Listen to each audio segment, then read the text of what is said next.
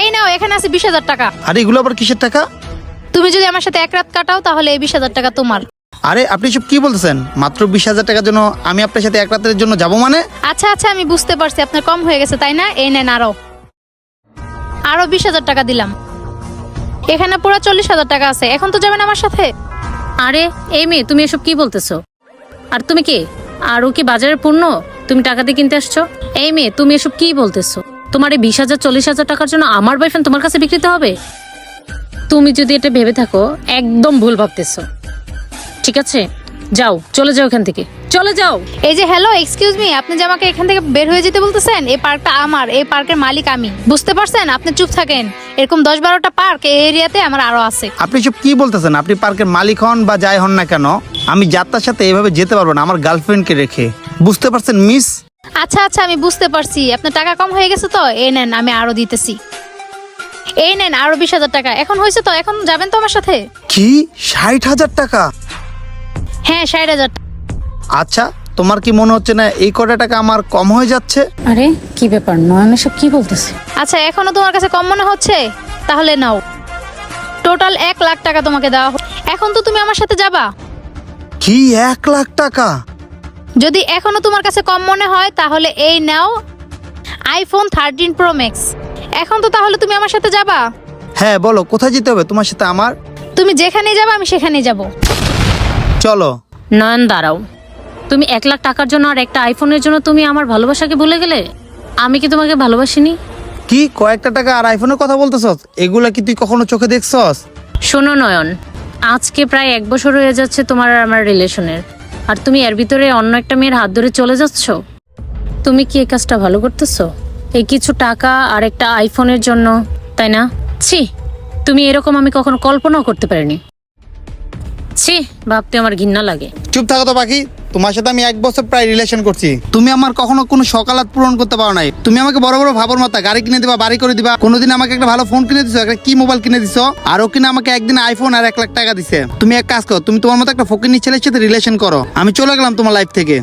চলো বেবি। নয়ন দাঁড়াও। হাত ছাড়ো তো, আর কখনো আমাকে ফোন দেওয়ার চেষ্টা করবে না। ভালো থেকো। চলো বেবি।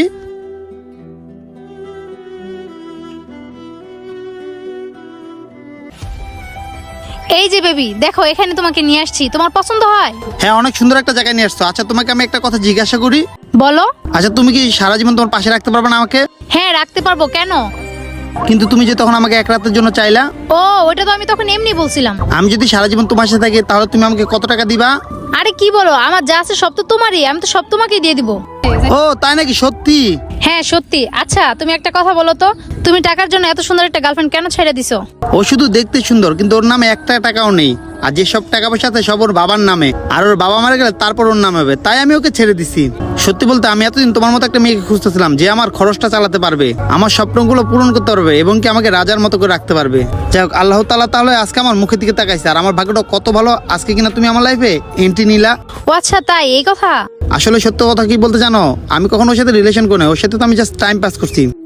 ও আচ্ছা তাই? বাহ বাহ বাহ বাহ বাহ, তুমি আমার সাথে রিলেশন করনি, টাইম পাস করছো। আরে পাখি, তুমি এখানে আমাকে ফলো করতে করতে তুমি এখানে চলে আসছো? আর কেন ফলো করব? তুমি কি জানো এই জায়গাটা আমার? মানে? দাঁড়াও 1 মিনিট। এই নাও বৃষ্টি, এখানে পুরো 20,000 টাকা আছে। Thank you ma'am. টাকা? বৃষ্টি ও তোমাকে কিসের টাকা দিচ্ছে?